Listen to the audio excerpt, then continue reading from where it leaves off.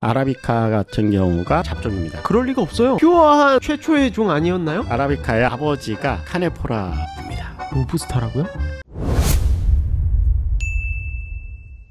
엘프님들의 네. 수장, 커피씬의 또 장발계의 대부, 네, 양종짬님과 함께하는 우리 고품격 커피 지식 방송 여러분들께서 시청하고 계십니다. 오늘 주제는 티피카에 대한 내용. 품종 공부를 하려면 왜 티피카를 먼저 해야 되나요? 시작이라고 보시면 될 것 같아요. 커피 품종이 상당히 다양하거든요. 본격적으로 재배가 된 품종이라고 하면 티피카하고 버본이 가장 처음에 재배된 품종이라고 생각을 해도 무방해요. 그래서 전 세계에 뻗어나간 게 티피카하고 버본인데, 티피카가 먼저 퍼지고 그 다음에 버본이 퍼지거든요. 그리고 저희가 지금 알고 있는 품종들 있잖아요. 대부분 조상님이 티피카하고 버본이라고 보시면 돼요. 티피카나 버본이 교배가 된다든지 해서 나온 게 저희가 알고 있는 품종의 한 99%, 블루마운틴, 수마트라도 티피카에서 이제 토착화된 토착종이라고 보시면 되고요. 그런 식으로 꽤 많은 것들이 티피카의 다른 이름을 가지고 있는 품종들이 있다라고 보시면 될 거예요. 품종에 대해서 얘기하기 전에 아라비카 그리고 로부스타 얘기를 하셨잖아요. 네. 그거는 품종이 아니고 종이에요. 그러면 밑에서부터 이렇게 위로 올라간다고 생각하면 되나요? 그렇죠. 맨 밑이 굉장히 큰 커미이고. 분류고요. 네. 그래서 점점점 범위가 좁아지는 건데요. 이제 커피 같은 경우는 식물 중에서도 관다발 식물. 꼭두선이과의 쌍떡잎 식물이다. 이거는 저희 한국 바리스타 자격증 배울 때. 그거에 나오나요? 네. 쌍떡잎 식물 같은 경우는 씨가 나올 때 이제 떡잎이 2개 나오는 걸 쌍떡잎 식물이라고 해요. 그래서 콩이나 이런 것들 보면 떡잎이 2개 나오잖아요. 그래서 쌍떡잎 식물이라고 보시면 되고요. 용단목에 속하고요. 꼭두선이과. 꼭두선이과. 코페아 속이에요. 코페아 속에 속하는 것들이 저희가 커피라고 얘기하는 거라고 생각을 하시면 편할 거예요. 그렇지만 그 중에서 식용을 하고 있는 종과 식용을 안 하고 있는 종이 있는 거고요. 식용을 안 하고 있는 것들은 뭐 여러 가지 이유가 있겠죠. 맛이 없어서일 수도 있고, 상품 가치가 없어서일 수도 있고,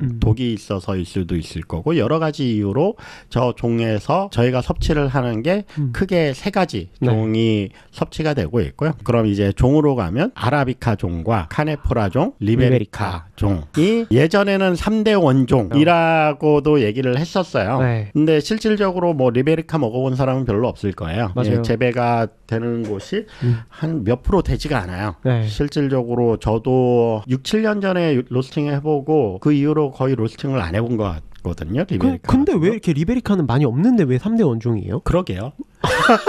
네. 리베리카는 오히려 품종 개량할 때나 이럴 때 쓰는 경우들이 종종 보이는 것 같고요. 상업적으로 판매는 되긴 해요. 그러니까 저도 한 6, 7년 전에 구해서 로스팅도 해보고 먹어보기도 했던 거여서 상업적으로 그래도 판매는 되고 있다. 요즘에는 리베리카보다는 유게니오데스 저게 더 많이 보이는 것 같아요. 예. 그래서 지금 여기 써놓은 종들이 그래도 구하려고 노력을 하면 구할 수 있는 애들이죠. 유게니오디오스나 네. 콘제시스 이런 것들도. 콘제시스는 뭐예요?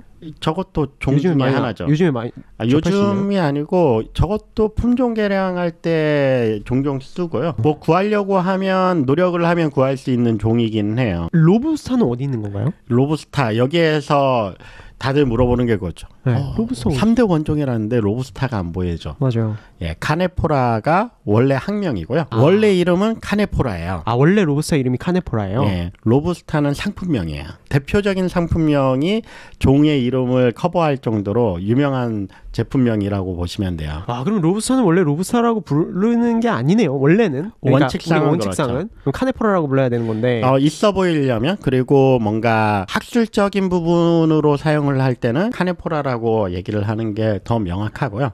그래서 코페아 카네포라라고 보통 얘기를 하는데, 로부스타는 이제 제품명이었던 거죠, 원래는. 그렇지만 대중적으로 더 많이 사용이 되니까 네. 로부스타 하는 거고요. 로부스타도 품종이 상당히 다양하게 있거든요. 로부스타 안에도, 그러니까 예. 엄연히 말하면 카네포라 안에도 품종이 되게 많은 그렇죠. 거죠. 그 중에 이제 로부스타라는 상품명이 있었던 거고요. 로부스타가 네덜란드였나? 그쪽에서 개발됐던 걸로 기억을 해요. 우리가 오늘 이야기할 티피카는 아라비카 종의 하위 품종에 대해서 다루는 거고, 그 중에서도 가장 근본적이고 가장 유명한 품종에 대해서 다룬다. 그렇죠. 시작점이라고 보시면 되고요. 유전적으로 종 간의 교배가 쉽게 이루어지지가 않아요. 가능성은 있지만 자연적으로 일어나는 게 상당히 희박하다라고 보시면 되고요. 쉽게 생각하시면 유인원 이어도 이제 사람하고 침팬지하고 종이 달라서 교배가 안 되는 것처럼 상당히 어려운 거라고 보시면 되고요. 강아지는 품종이 다르기 때문에 교배가 되는 거야. 예를 들어 티피카와 버번, 마티즈와 닥스훈트 네. 뭐 이렇게 가면은 이 둘은 교배가 되는 것처럼 품종은 같은 거다. 하지만 종이 다르면 교배가 안 된다. 네. 로부스타랑 아라비카의 하이브리드도 있잖아요. 그래서 하이브리드라고 얘기를 하는 거야. 이종 교배를 했을 때 하이브리드라는 게 붙어요. 아, 그러면 종은 원래 안 되는데 종까지 교배를 시킨 거를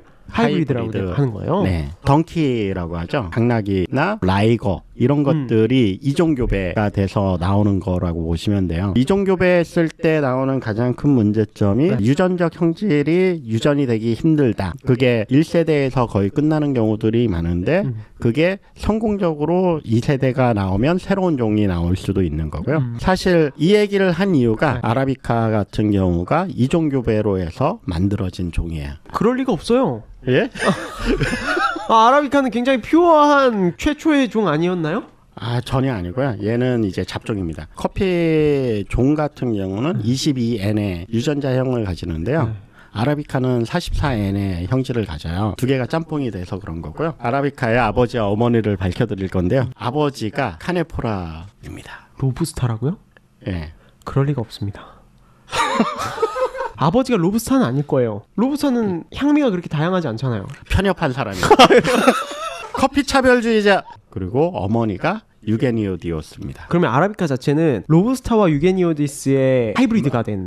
그렇죠. 그 만남으로 해서 탄생을 한 거죠. 아, 그러니까 역사적으로 이렇게 제일 뒷단에서 나오는 네. 커피인 거네요. 카네포라의 유전자형과 네. 유게니오디오스의 유전자형을 다 가지고 있어서 유전자가 2배가 있는 거야. 이제 묻고 떠버린 거죠. 네. 그럼 오늘 이야기할 티피카의 결국에는 아버지의 아버지, 그러니까 할아버지는 로부스타네요. 티피카 할아버지는 카네포라네요. 저희가 커피 역사를 떼놓고 티피카하고 버본을 얘기를 할 수가 없어요. 커피 책을 보면 거의 챕터 1에서는 염소하고 이제 칼드가 춤을 추는 장면들이 나오고요. 네. 그 다음에 예멘 모카항 이야기가 나오는 게 일반적이라고 보는데요. 예멘이 상당히 중요한 위치에 있어요. 커피를 원산지는 보통 에티오피아라고 해요. 칼드가 발견한 것도 에티오피아잖아요. 라고는 하는데 그 명확하지는 않아요. 아, 그래요? 예, 명확하게 얘기를 하자면 에티오피아 북부와 수단 이쪽이 아라비카의 원산지라고 생각을 하시면 돼요. 그러니까 결국에는 저희 로부스타랑 유게니오데스랑 만남을 그렇죠. 거기서 가진 거네요. 그래서 그렇죠. 자식을 에티오피아 수단 그쪽에서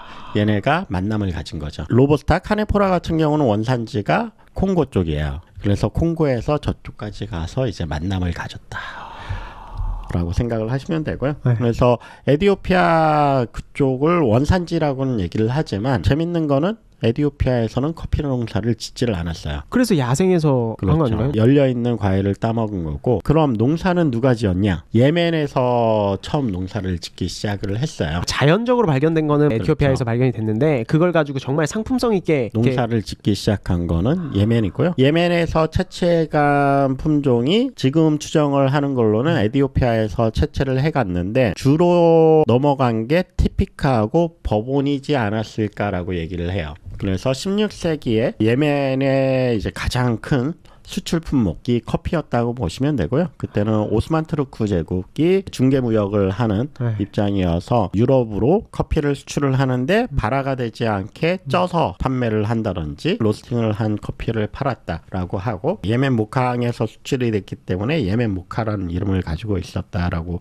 보시면 돼요. 그럼 예멘 모카는 티피카인가요? 티피카와 버본과 다른 품종들이 섞여 있을 가능성이 있다라고 보시면 되고요. 모카라는 품종이 또 따로 있기는 해요. 기본적으로 예멘에서 재배되는 가장 주가 되는 품종은 티피카 계열이 제일 많고요. 그 다음 버본 계열이에요. 최근의 연구는 뭐 XL32가 뭐 예멘에 있다 뭐 이런 얘기도 있고 그러긴 한데 일단 기본적으로 버본 티피카가 가장 주된 품종이다라고 봐도 무방할 것 같습니다. 역사적으로 봤을 때 예멘이 굉장히 중요한 역할을 했잖아요. 커피를 그렇죠. 결국에는 이제 산업화한 거 아니에요, 거기서? 그렇죠. 산업화를 첫 번째로 시작을 한 거죠. 근데 예멘 커피가 옛날에 세계 3대 커피 하면은 올드한 기준으로 뭐 예멘 모카, 하와이안 코나, 자메이카 블루 마운틴. 저희 예전에 커피 배울 때 항상 10년 전에 그렇게 되게 많이 배웠잖아요. 네네. 근데 어느 순간부터 예멘 커피가 굉장히 잊혀져 있다가 얼마 얼마 전부터 되게 퀄리티가 좋아졌다는 느낌이 드는데 사실 예멘 같은 경우는 골치가 아픈 게 내전 중인 국가예요. 우리나라에서는 여행 금지 국가고요. 빨간색으로 표시가 됩니다. 예멘 가면 외교부에서 연락이 갈 수가 있어요. 지금 얘기 듣기로는 예멘에는 세 개의 정부가 싸우고 있는 그런 상황이어서 네. 상당히 열악한 환경이라고 보시면 되고요. 기본적으로 가지고 있는 때루아부터 시작해서 환경은 좋았기 때문에 예전부터 예멘 커피는 상당히 고급 커피로 인정이 받았던 부분이긴 하거든요. 최근 한 10여 년 정도 전부터 어느 순간 예멘 커피가 좀 무시를 당하고 있었지만 네. 얘가 그렇게 무시를 당할 애가 아니에요. 개인적으로 상당히 애정하는 국가이기도 하고요. 그래서 저희 쇼핑몰에서도 판매를 하고 있고 네. 티피카가 중요한 이유는 어쩔 수 없이 에티오피아에서 야생 커피들이 많이 발견됐지만 첫 발견지는 그렇죠. 에티오피아 이쪽 뭐 수단 그쪽이지만 그게 산업화가 되기 시작한 건 예멘에서 재배하기 시작했고 결국 예멘에서 재배한 커피가 티피카와 버번 위주였기 때문에 네. 우리가 커피를 거슬러 올라가면은 재배가 그쵸. 티피카부터 시작됐다라고 해도 무방한 거죠. 티피카하고 버번은 결국에 역사 이야기를 많이 할 수밖에 없어요. 네. 혹시 바바부다는 얘기 들어보셨어요? 수미파 승려라고 해요. 그분이 인도 사람인데 예멘에서 네. 씨앗 7개를 자기 수염 밑에 숨기고 인도로 넘어가요. 지금 그래서 인도에서 재배를 하는데 그 지역이 지금은 미소레라고 얘기하는 지역이에요. 그래서 미소레 커피도 들어보셨을 거예요. 그래서 예멘을 벗어나서 처음으로 재배가 된 게 인도라고 생각을 하시면 돼요. 그때 훔쳐간 씨앗 7개가 티피카예요. 그래서 그 인도 커피도 티피카가 많아요. 네. 인도 아라비카가 제일 먼저 훔쳐갔으니까. 제일 먼저 훔쳐갔어. 거기에서 어떤 품종을 재배하는지 보면은 아 얘네가 몇 번째로 훔쳐갔구나 이게 나오겠네요. 그 다음에 훔쳐가는 사람들이 되게 많았다고 했잖아요. 네덜란드에서 1634년인가 나무를 뿌리째 뽑아서 그렇게 훔쳐가나요 이제? 나무를 통째로 하나를 훔쳐서 가요. 그렇게 해서 이제 자바섬에 심는데 그게 실패를 하고요. 그거 훔쳐간 것도 티피카로 알고 있어요. 그래서 얘네가 계속 재배를 시도하다가 실패를 하다가 결국에 인도에서 씨앗을 가져다가 인도네시아 자바에 심었는데 최종적으로 성공을 해요. 예멘에서 인도를 갖고 가고 또 인도 거를 훔쳐가지고 네덜란드 애들이 훔쳐서 인도네시아에서 심은 거네요. 네. 예전 교과서를 보면 네덜란드 애들이 나무를 훔쳐가서 자바에 심어서 그게 이제 티피카다 이랬는데 그거는 실패했다고 하더라고요. 그래서 최종적으로 성공을 한 거는 인도에서 넘어온 걸로 재배를 성공을 하고요. 그럼 그것도 티피카겠네요? 네, 그것도 티피카인 거죠. 그래서 얘네가 이 씨앗을 네덜란드 식물원에 가지고 가요. 그리고 여기에서 중요한 단어들이 지금 되게 많이 나왔는데요. 모카라는 단어가 나왔었고 네. 자바라는 단어가 나왔었잖아요. 네. 영어로 다 커피를 뜻하는 단어들이에요. 그리고 여기에 또 다른 게 생기죠. 인류 최초의 브랜딩, 모카 자바. 예멘 모카는 비싸니까 네. 자바하고 섞어서 최초로 만들어진 브랜딩 커피. 근데 같은 품종이잖아요. 인도네시아 티피카와 네. 인도 티피카, 예멘 티피카 다 네. 맛이 엄청 다르잖아요. 그렇죠. 그거는 때루아 때문인가요? 그렇죠. 때루아가 다르기 때문에 맛이 많이 다른 거죠. 그럼 결국에는 하나의 품종이어도 특정한 품종이 가지고 있는 컵노트를 표현하기가 힘든 건가요? 어려운 것 같아요. 솔직히 말해서 품종의 특징이 없진 않아요. 그런데 때루아의 특징이 더 큰 것 같아요. 그리고 뭐 프로세싱에 따라서도 맛이 달라지잖아요. 그런데 프로세싱이 더 맛에 큰 영향을 주잖아요. 그럼에도 불구하고 때루아나 품종 느낌이 전혀 안 느껴지는 건 아니잖아요. 다만 더 영향을 많이 줄 뿐. 그 정도라고 생각을 하시면 될 것 같아요. 이제 얘네가 또 좀 바보짓을 한 게 프랑스 왕한테 선물로 줘요. 씨앗을. 아 네덜란드가 네. 커피 씨앗을 예. 네. 그래서 프랑스 애들이 또 그걸 미국 대륙 쪽으로 가지고 넘어가거든요. 거기에 보면 선물로 주고 프랑스 애들이 남미 쪽에 심고 네덜란드 애들도 더치 기니아 쪽에 심어요. 네. 그래서 네덜란드에서 수리남으로 커피나무를 이식을 해요. 그리고 이제 수리남에서 가이나로 이제 또 이 커피나무가 이식이 되고 뭐 이런 식으로 하면서 중남미 쪽에 티피카 품종이 상당히 많이 퍼지게 돼요. 그게 이제 1600년, 1700년도 예. 그래서 수리남에서 기아나를 거쳐서 네. 브라질 북부 지역으로 티피카 품종이 넘어갔다. 브라질 커피는 수리남에서 건너간 거다. 그렇게 해서 중남미에 티피카가 이제 퍼지게 됐다. 첫 번째 품종이 전 세계에 퍼진 게 티피카인 거죠. 생두를 얘기를 할 때 롱그레인이라고 하면 좀 뾰족하게 길게 생긴 애들을 롱그레인이라고 하고요. 네. 둥글둥글하게 생긴 걸 숏그레인이라고 하는데 네. 티피카 같은 경우는 롱그레인 형태를 가지고 있어요. 길쭉하게 생겼다고 보시면 되고, 그렇게 길쭉하게 생긴 품종 중에 유명한 것 중에 하나가 게이샤죠. 게이샤. 티피카의 특징을 뭐라고 이야기할 수가 있나요? 저 개인적으로 네. 그래도 티피카 같은 경우는 엘레강스하다 엘레강스하다. 네, 라는 표현들을 많이 쓰는 것 같아요. 네. 되게 우아한 맛이 난다. 기부인 같은 느낌, 되게 고급스러운 느낌, 그리고 꽃향이나 이런 것들이 상당히 잘 나는 편이야. 그래서 되게 향긋하고 네. 섬세한 맛이 잘 나오는 그런 품종이라고 보시면 될 것 같아요. 그래서 보통 향에 대해서 우수하다라는 평을 많이 받는 품종이고요. 다만 그렇게 컵 퀄리티가 잘 나옴에도 불구하고 네. 요즘엔 티피카가 잘 안 보이잖아요. 맛이 우아한데 강인하지 못한 나무라고 보시면 될 것 같아요. 병충해에 상당히 약해요. 제가 PPT에도 잠깐 써놓은 게 1800년대 실론의 커피 입병 녹병이 네. 출현을 하면서 네.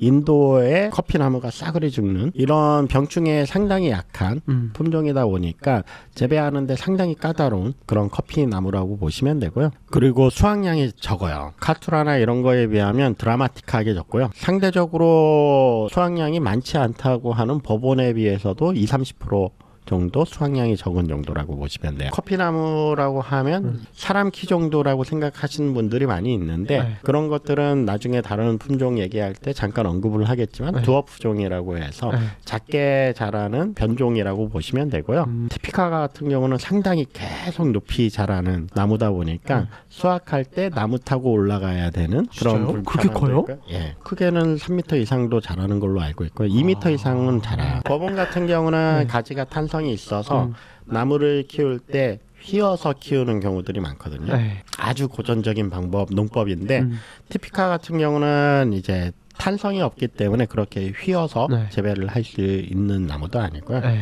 그러다 보니 여러 가지 재배에서부터 시작해서 수확량, 상업성이 떨어지는 부분이 있는 거죠. 맛있는 것 빼고는 별로 장점이 없어요. 맛으로 판매가 되는 시장이 네. 스페셜티 커피 시장이 커지면서 온 거지. 그 전에는 맛도 맛이지만 물량이 더 중요했던 시장이기도 하잖아요. 그래서 생산량이 좋고 재배하기 편하고 병충해에 강한 네. 그런 품종들을 선호하다 보니까 점점 티피카의 재배가 줄어들었다라고 보시면 될 거예요. 아까 나무가 크게 자란다라는 게 또 다른 문제점이 발생을 해요. 나무가 자랄 때 위로만 자라는 게 아니고 옆으로도 자라죠. 큰 나무는 옆으로도 가지를 멀리 뻗어요. 그럼 커피를 재배하기 위해서는 이 사람이 다닐 수 있는 통로도 필요하고 나무 간에 서로 침해가 되지 않을 정도의 거리를 두고 재배를 할 수밖에 없는데요. 이렇게 크게 자라는 나무는 이제 단위 면적당 심을 수 있는 나무의 그루수가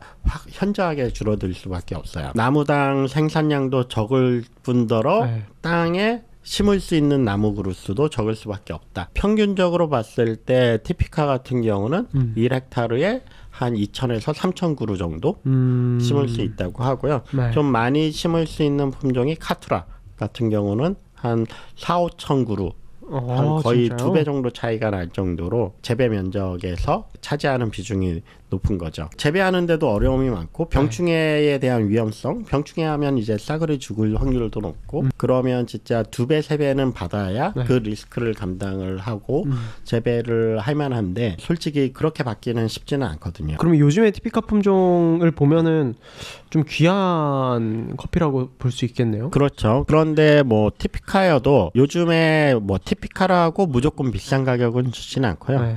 티피카인데 맛있으면 가격이 높아지는 거고 맛이 없으면 티피카여도 다른 커피랑 비슷한 가격을 받을 수밖에 없는 거죠. 그러다 보니 이게 잘 재배할 수 있는 사람이 아니면 네.